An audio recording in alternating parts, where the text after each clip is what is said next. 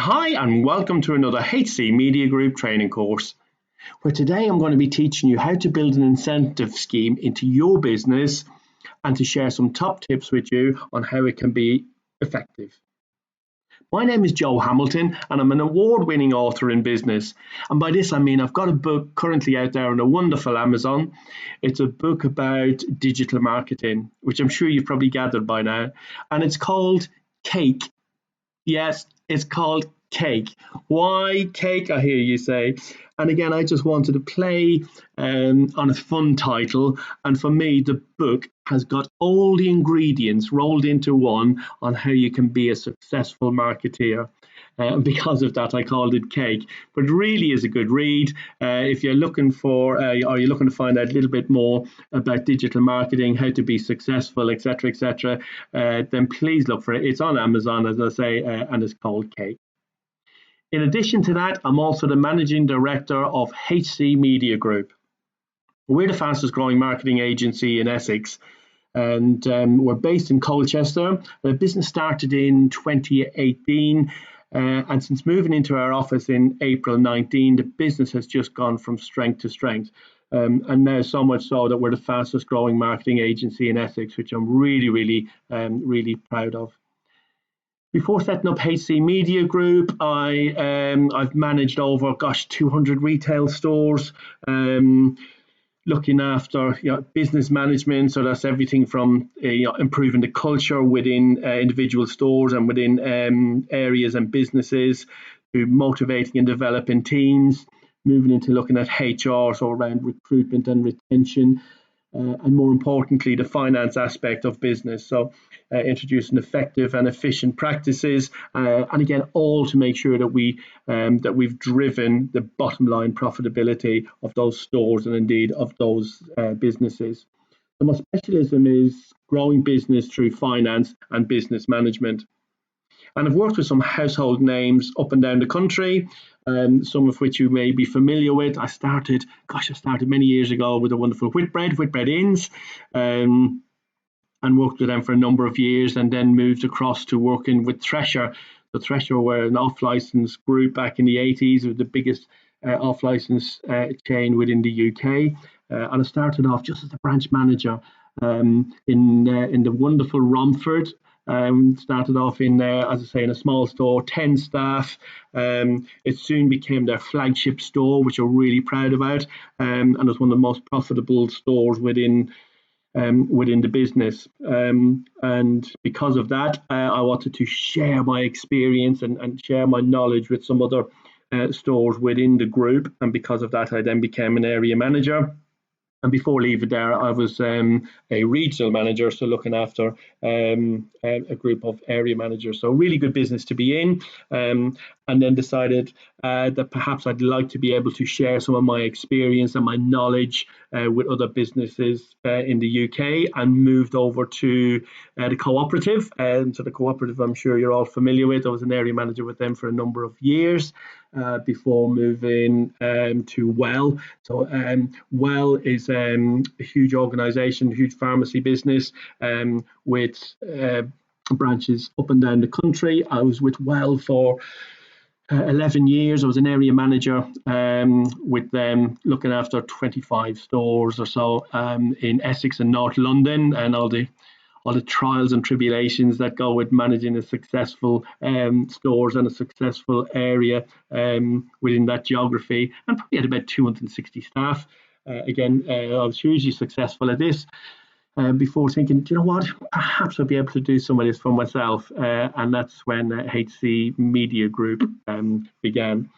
But in addition to the household names, I've also worked with several smaller businesses. So again, as a consultancy basis, whereas I'd be invited in to take a look at their business management, again looking at improving the culture, motivating and developing teams, and looking at their finance. So introducing some effective and efficient practices, again, to be able to drive the bottom line profitability of those stores. So that's something that I really enjoyed. And because of that, I now want to share some of the experiences I have, some of the knowledge I have, and top tips in the form of training with HC Media Group. If you'd like to get in touch with me directly on a one-to-one basis, then please do. It'd be great to speak to you. Just email me at team@hcmediagroup.co.uk. That's team@hcmediagroup.co.uk. It'd be great to speak to you. And so onwards with the training. So we're now looking at incentives and how to introduce incentives into your branch, and what some of the top tips to look out for. So time rewards to goals is an important way to ensure employees are focused on their tasks. There's nothing more important or nothing more motivational, I guess, than being able to tie a reward to someone who has achieved their goals. And incentives also motivates the team. And it motivates them to achieve objectives and add value to your business at the same time. So that's the whole idea of making sure that we put an incentive into place, that it adds value for your business. So to begin building your incentive, there is a framework and a framework that we've followed for a number of years, and it's simply 5 steps. And the first is the aim. So identify the aims of the incentive. And again, we'll go through all of these in a bit more detail. The second stage is the operation. So how is the incentive going to change the operation of the business? So you need to really, really think about that. And the funding, how is the incentive going to be funded? What we don't want to do is we don't want the incentive to end up costing us money as opposed to generating revenue. And the implementation, so really important how the incentive is going to be implemented, how it's going to be monitored, and who's going to do that. And then how do we communicate it? So how are you going to communicate a consistent message to your team to motivate them to want to achieve the incentive? So that's what we look at now in just a little bit more detail. So the aims of the incentives. So you should be really clear about the aims of your incentive scheme. So fully understand what you want to achieve, and the best way to design an effective incentive scheme is to really keep it simple and build upwards from here. So sometimes the most simplest incentives are the most rewarding and they're the most motivational. We do tend to overcomplicate things when it comes to an incentive. And believe you me, if a member of your team doesn't fully understand how the incentive is, or how the incentive works, or how it's going to be paid, and what they need to achieve to get the incentive, then it's not going to work. It's not going to work at all, and you're not going to achieve what you desire to do, which is improve your sales. So the measure and the mechanics need to be really, really simple, and that's your key, and that's the foundation of all incentives. So the operation. How is the incentive going to change the operation of the business? So think about how your scheme is going to operate, and who's going to participate, and how are you going to measure targets and achievements? Because it is vital that we measure targets and achievement, and we share all of this with the team, so as they feel encouraged to continue doing what they're currently doing, or perhaps change the way they're doing something to get a better result. So you've got to implement it in a way that's fair and workable, so fair to everybody. And it might be worth maybe looking at incentive schemes used by other companies to see what works well for them and what doesn't work well. An incentive scheme also it could be commission. There could be a commission scheme, could be an annual bonus, could be extra holiday time. It could be non-financial reward, and so on. But something that works really well is ask the team what would motivate them as an incentive. And you'll be surprised really at what they come out with, because a lot of the time it's not financial. A lot of the time it just might be, do you know what, perhaps the winner of this incentive would have a half day off, or if the whole team achieves their goal, then we let everyone go at 3 o'clock on a Friday, or something like that. It doesn't actually need to be monetary. So again, it's really important that you ask the team. And ideally, you'll have a fixed value attached to a specific outcome. So you need to measure what the outcome needs to be before you can allocate any financial gain to it. And I'll show you in more detail how we do this. So the funding. So how's the incentive going to be funded?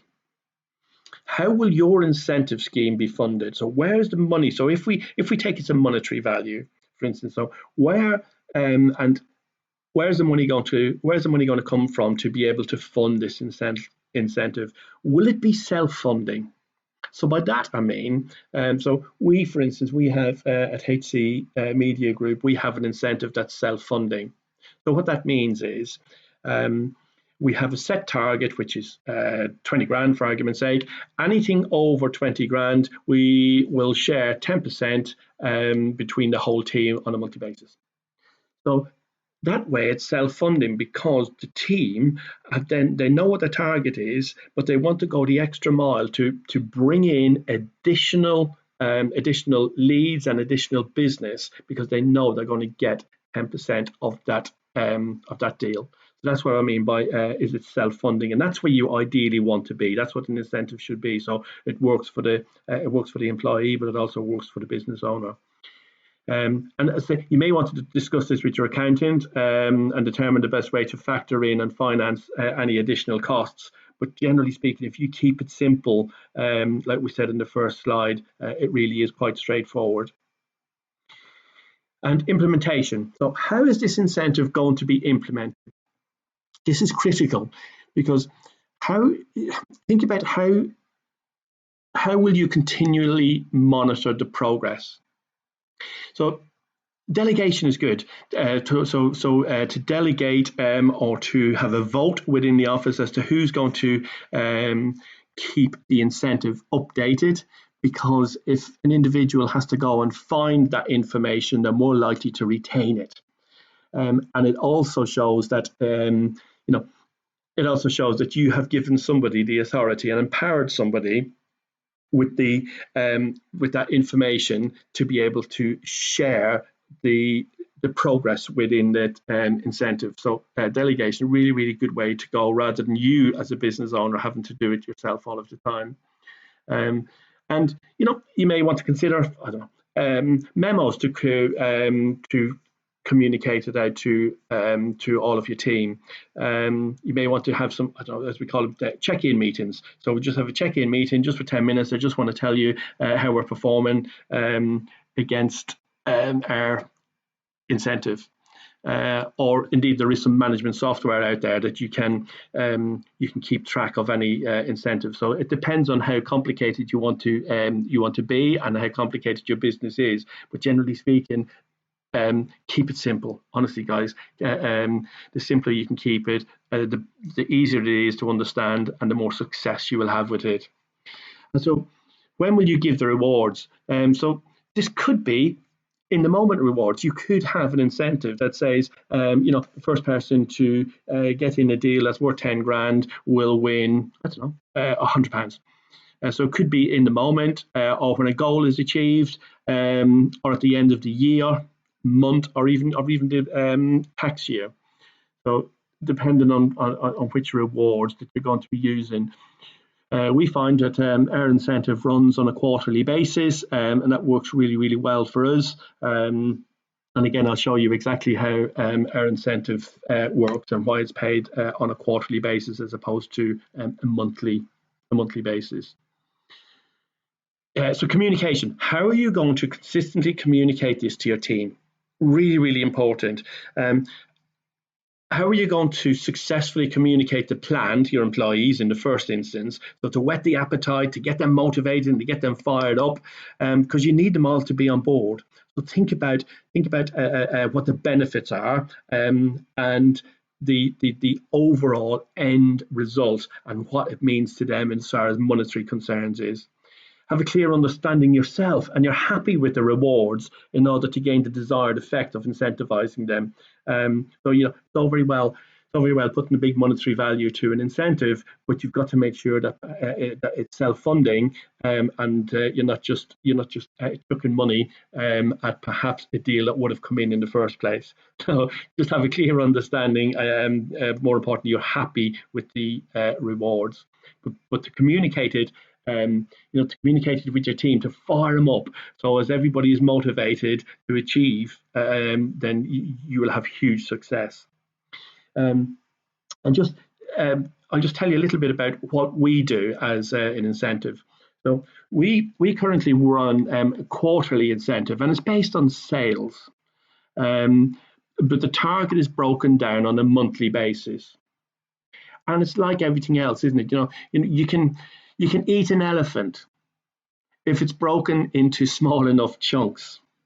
So the reason we break it down into a monthly basis is because it's easier to digest. It's not a huge quarterly figure, and we know how much revenue we're going to bring into the business on a monthly basis. And again, we only pay our incentive at the end of the quarter. And the reason we do this is previously we've had sales-based incentives on a monthly basis. We've had a fantastic month and everyone has received £600 as a bonus. Whoa, absolutely superb, because we've smashed our target. The following month we're £2,000 under target. But of course, we don't claw back any of the incentive money. So what we tend to do now is we do it on a quarterly basis, and we build up a pot. So that pot of money runs for 3 months rather than just month by month by month. So I hope that makes sense. So once we've set our target, bear in mind, take into account the net profit required for the month. So this is how we work out how much it's going to cost. So we need X amount of pounds to be able to cover all of our fixed and variable costs, and we understand how much net profit we require for that month. So the incentive that we currently have is 20% over target. That way it's self-funding, and we split that amongst the team. So, for example, we have a target of £100,000 in the first quarter. Anything over £100,000 will attract 20% pot. And at the quarter, when the quarter is over, that pot is then divided between all of the team. So it might mean in month 1 of the quarter, you have beaten target. In month 2, you haven't, so there's nothing else goes into the pot. Month 3, you have beaten target again, and that's added to the pot. So it's only if it goes over the 100k that they get 20% of. So I hope that's clear. It's just that way it's self-generating and self-funding. We have the monthly and quarterly target on our bonus tracker board. So we have a big board at the back. And Izzy is in charge of making sure that that's updated on a weekly basis in some instances.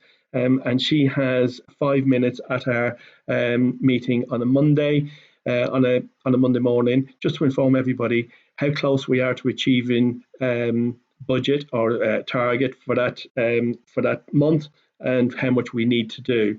So it just fires people up to make sure they get on the phones and bring in those extra deals. And we complete it, or she completes it each time we get a sale, and that just increases the excitement as the pot tends to build, or we get closer and closer to that quarterly target. As I say, we pay it at the end of the quarter, not monthly, and purely for the reasons that I've just said. So it's a pot that rolls over 3 months rather than paying it monthly. And the easiest and fairest way we have of paying out is we pay via the hours worked for each colleague that's on the payroll. So we add up all their hours and we divide it by the amount of money in the pot. So, for instance, somebody that is doing 30 hours will have twice as much as an employee doing 15 hours. So that's the easiest way to work it out. Just pay it out by the amount of hours worked. So that's how we keep our incentive really, really simple. We keep the team motivated on a quarterly basis, purely by breaking it down on a month by month. So you're more than welcome to take on that type of incentive if it works for your business. But again, it just keeps it really, really simple. So I've got a task for you now before we move on. I'd like you to build your own incentive. So just think about what we've said. Think about how much revenue you need to generate to be able to afford the incentive payment. And ask the staff, ask your team, what would they like as an incentive to be able to drive sales to your business? So build your own incentive, get your staff involved, and put it into place, because honestly, it is a great way to motivate your team. If you want to talk to me in more detail, but any help with this subject, then please do email me. The email is team@hcmediagroup.co.uk. That email is team@hcmediagroup.co.uk. I'd be delighted to talk to you. I hope you enjoyed this part of the course. I've been Joe Hamilton. Thank you for listening.